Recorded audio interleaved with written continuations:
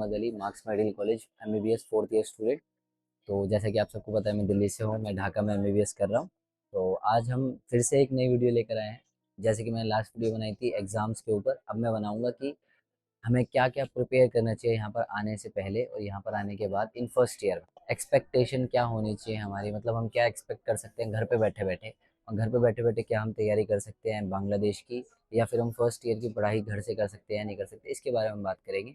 तो चलिए स्टार्ट करते हैं। तो हम बात करते हैं सबसे पहले फर्स्ट ईयर की। फर्स्ट ईयर की हम बात करेंगे कि बहुत से लोग ये सोचते हैं कि हम वहाँ पे जाएंगे तो वहाँ पे क्या होगा, आइडिया नहीं होता किसी को कुछ भी। तो इसलिए हमें अप्रोच करते हैं, स्टूडेंट्स को अप्रोच करते हैं, जितने भी यूट्यूबर होते हैं उनको अप्रोच करते हैं। तो आज मैं कोशिश करूंगा कि आपके सारे डाउट क्लियर हो जाए। तो देखो ये होता है कि तो देखो ये होता है कि आपको यहाँ पर आने से पहले क्या क्या करना चाहिए ताकि आपको यहाँ पे आके स्ट्रेस ना हो, क्योंकि जो फर्स्ट ईयर होता है बहुत वास्ट है। ठीक है, बहुत वास्ट है, क्योंकि 3 सब्जेक्ट सबसे बड़े बड़े, एनाटॉमी, बायोकेमिस्ट्री, फिजियोलॉजी, बहुत लेंदी सब्जेक्ट है। एनाटॉमी बहुत लेंदी है, उसमें सब चीज़ अलग होती है। 4 सब्जेक्ट को मान के चलो आप, एक सब्जेक्ट के अंदर 4 सब्जेक्ट है। जैसे आपका हो गया तेरा विसरा अलग होता है, बोन्स अलग होती हैं, फिर हिस्टोलॉजी अलग होती है, एम्ब्रियोलॉजी अलग होती है, ये चारों अलग होते हैं। फिर उसके बाद प्रैक्टिकल्स होते हैं, तो इसके लिए आपको मेंटली पहले से प्रिपेयर होना होगा। तो जैसे कि मान लो अब यहाँ पर आए, अगर आपको कुछ नहीं पता, कुछ प्रिपरेशन नहीं है, तो आपको 3 महीने लगेंगे, इसी में चले जाएंगे आपके 3 मंथ्स कि मेरे को कैसे प्रिपेयर होना है, कैसे तैयारी करनी है, क्या करना है। तो इससे बेहतर ये है कि मैं जो बता रहा हूँ उसको फॉलो करो। कि जैसे मान लो आपने एडमिशन लिया अभी, जैसे जो भी स्टूडेंट्स आने वाले हैं 2024 और 2025 सेशन में जो आएंगे, उनका एडमिशन तो हो चुका है, लेकिन उनकी क्लासेस 2025 जून से शुरू होंगी। जून 2025 या जून या मई 2025 से स्टार्ट होंगी। तो इसका मतलब क्या है कि अभी आपने एडमिशन तो ले लिया, लेकिन आप क्या बैठे हो, आप खाली बैठे हो, आपके पास कोई काम नहीं है। अब आप परेशान हो रहे हो, अब आप सिर्फ यूट्यूब ही ढूंढोगे एमबीबीएस इन बांग्लादेश के बारे में, सिर्फ आप यूट्यूब ही ढूंढ रहे होगे इस टाइम पे। मेरे को पता है बहुत सारे स्टूडेंट यही सोच रहे होंगे ये कैसे होगा, हर किसी यूट्यूबर को अप्रोच कर रहे होंगे, हर किसी से बात कर रहे होंगे, हर किसी का अलग अलग माइंडसेट है, हर यूट्यूबर अलग, हर मतलब जो डिफरेंट डिफरेंट यूट्यूबर्स हैं वो अपनी अपनी पर्सपेक्टिव देंगे, अपना अपना तरीका बताएंगे कि कैसे करा। लेकिन मैं एक ओवरव्यू दे देता हूँ जिससे आपका मतलब बहुत आसान हो जाए। आपको फर्स्ट ईयर के सब्जेक्ट के नाम तो पता है, एनाटॉमी, फिजियोलॉजी और बायोकेमिस्ट्री। तो आपको क्या करना है, एनाटॉमी के लिए क्या करना है, एक बीडी चौरसिया जनरल एनाटॉमी होता है, उसमें आपको एक बेसिक आइडिया लेना है एनाटॉमी का। ठीक है, जैसे तो पता कर सकते हैं कि कैपिलरी आर्टरी और वेन क्या होती है। फिर उसके बाद आप एक बेसिक आइडिया ले सकते हैं एनाटॉमी का। फिर उसके बाद हम आते हैं बायोकेमिस्ट्री में। बायोकेमिस्ट्री में आपको वही बेसिक बायोकेमिस्ट्री, जैसे basic biochemistry of carbohydrate and protein, ये आप ट्राई एक बार मतलब रीड यूट्यूब पे वीडियो देख सकते हैं। फर्स्ट कार्ड का ये सब मैं बता रहा हूँ। और फिजियोलॉजी में आप क्या करना है, फिजियोलॉजी में आप बेसिक जनरल फिजियोलॉजी जो होता है जीपी, उसको तो आप यूट्यूब से देख सकते हैं। अगर आप ये चीज़ करेंगे तो आपका मतलब 30% बर्डन कम हो जाएगा। ठीक है, इतना ज़्यादा वास्ट सब्जेक्ट है, आपको यहाँ पर आके प्रॉब्लम नहीं होगी। ठीक है, थोड़ा घर से ही बिहेवियर को ठीक करना स्टार्ट करें। यहाँ पर आएंगे तो थोड़ा सा प्रॉब्लम होगी, क्योंकि हर टीचर को सलाम करना है, सीनियर टीचर की रिस्पेक्ट करनी है किसी भी हाल में। ठीक है, अगर उनकी रिस्पेक्ट नहीं करोगे, उनकी ईगो हर्ट होगी, फिर वो प्रॉब्लम करेंगे। आप इंडिया में जैसे गुड मॉर्निंग विश करना होता है टीचर्स को, सबको, बस यहाँ पे सलाम करना होता है। तो मैं यही बोलूँगा कि थोड़ा सा इस पे काम करें, कि मतलब अपने आप को प्रिपेयर करें मेंटली, कि मतलब मेरे को वहाँ पे जाके जिस तरीके से रहना है, जिस एनवायरनमेंट में रहना है, हाँ, एक डॉक्टर की तरह बिहेव करे, जैसे डॉक्टर रहता है, अपने आप को वेल मेंटेन करे जैसे एक डॉक्टर। तो एक डॉक्टर की तरह अपनी मेंटालिटी बना के रखिए। आप फर्स्ट ईयर में आए हैं एमबीबीएस करने, तो उसका मतलब भाई आप एक डॉक्टर ही हैं। तो अपने आप को एक डॉक्टर की तरह मेंटेन करके रखिए, डॉक्टर की तरह रिस्पेक्ट करिए, अपने आप को प्रेजेंट करें एज अ डॉक्टर। और सीनियर्स की रिस्पेक्ट करें, सीनियर्स से ज़्यादा इंटरेक्ट करें, क्योंकि वही हेल्प करते हैं आपको। और ये जो सोचते हैं कि रैगिंग नहीं होती है यहाँ पे, तो मेरे को नहीं लगता रैगिंग होती है। बाकी फिर भी थोड़ा बहुत बस ऐसे हो जाता है कि इंट्रोडक्शन के लिए बुला लेते हैं, बस पूरे बैच को एक बार बुलाते हैं बस इंट्रोडक्शन के लिए, वो तो कॉमन है। बातचीत हो, और ताकि जूनियर्स के दिल से डर निकल जाए। जो जूनियर्स होता है उनके दिल में डर वर ना रहे कि यार रैगिंग हो रही है, हो रहा है, तो उसको निकालने के लिए, उसको दूर करने के लिए बस एक इंट्रोडक्शन होता है, जो हमारे कॉलेज में भी होता है, हर कॉलेज में होता है। ठीक है, अब दूसरी बात आती है क्या, कि आपको मेंटली कैसे प्रिपेयर होना है यहाँ पर आने से पहले। देखो, अगर आप घर से ही थोड़ा सा पढ़ाई स्टार्ट करोगे, जब आप पढ़ाई स्टार्ट करोगे, थोड़ा सा यूट्यूब को स्क्रॉल करोगे, थोड़ा सा एनाटॉमी, फिजियोलॉजी, बायोकेमिस्ट्री पढ़ना स्टार्ट करोगे, थोड़ा सा यहाँ का करिकुलम देखोगे, जैसे मैंने एग्जाम स्ट्रक्चर बताया वैसे करोगे, तो शायद आपको बहुत आसान हो जाए। मतलब आपका 30 to 20% बर्डन बिल्कुल कम हो जाएगा। जैसे कि मैंने अभी अब इसके बाद तो ये सब हो गया, आपने यहाँ पे प्रिपेयर करा, अब यहाँ पर आए, तो यहाँ पर आने के बाद आपको क्या करना है? यहाँ पर आने के बाद सबसे पहले आपको क्या करना है? अपने आप को एकदम फर्स्ट डे से एमबीबीएस स्टूडेंट समझना है और एक स्टूडेंट की तरह बिहेव करना है।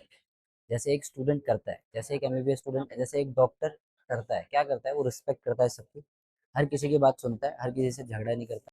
तो यहाँ पर किसी से लड़ने नहीं आए, किसी से कुछ करने, मतलब सिर्फ पढ़ने आए हो, तो एक पढ़ने के पॉइंट ऑफ व्यू से आओ, स्टडी के पॉइंट ऑफ व्यू से आओ और पढ़ो, 5 ईयर कंप्लीट करो और चले जाओ।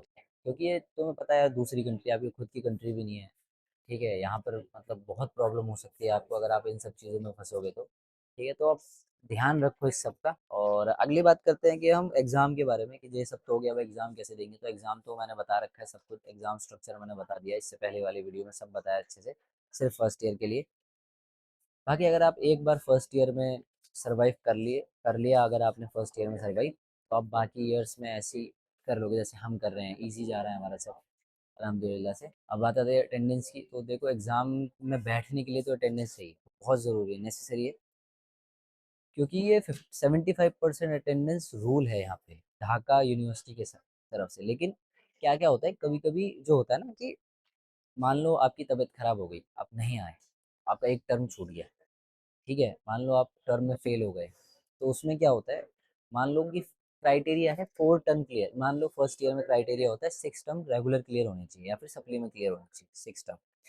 लेकिन जो कुछ स्टूडेंट होते हैं जो बेचारे मतलब जिनकी कुछ प्रॉब्लम की वजह से टर्म क्लियर नहीं हो पाता, मान लो उनके 4 टर्म क्लियर है, 5 टर्म क्लियर है, तब वहाँ पे फैक्ट आता है, तब वहाँ पे ज़रूरत होती है अटेंडेंस की। अगर आपकी 75% अटेंडेंस है तो आपको कंसिडर कर देंगे, क्योंकि आपने कॉलेज अटेंड किया, आप कॉलेज आए हो, तो मैम को ये होता है कि हाँ ये स्टूडेंट है अच्छा, लेकिन बस किसी वजह से इसका अटेंड मतलब टर्म नहीं हो पाया, तो इसलिए आपको कंसिडर कर देंगे अटेंडेंस की वजह से।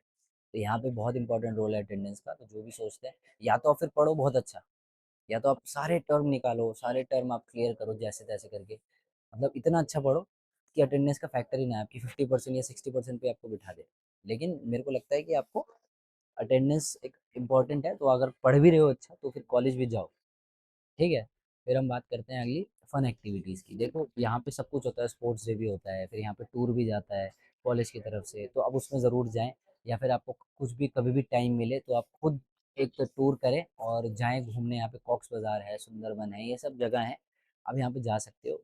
मैं कहूँगा कि एक ना एक बार एमबीबीएस लाइफ में ज़रूर बांग्लादेश घूमें, ताकि आपका मतलब ये तो रहे कि हाँ हम किसी कंट्री में गए वहाँ पे घूमे घूमें अच्छे से, ठीक है? और फन एक्टिविटी बहुत ज़रूरी है। जैसे मान लो आप कॉलेज वॉलेज जा रहे हो, फिर एक बहुत स्ट्रेस हो जाता है, हर हर वीक में एक बार कहीं जाओ घूमने, थोड़ा बाहर जाओ, कहीं रेस्टोरेंट में जाओ, आसपास घूमो, फ्रेंड के साथ इंटरेक्ट करो, अपने दोस्तों के पास जाओ, उनके साथ बैठो, इंटरेक्शन करो, ये काफ़ी अच्छा रहता है। इसमें आपको मतलब बहुत अच्छा फील होगा, ठीक है? पढ़ाई बहुत अच्छी जाएगी, तो इस सब की टेंशन मत लो।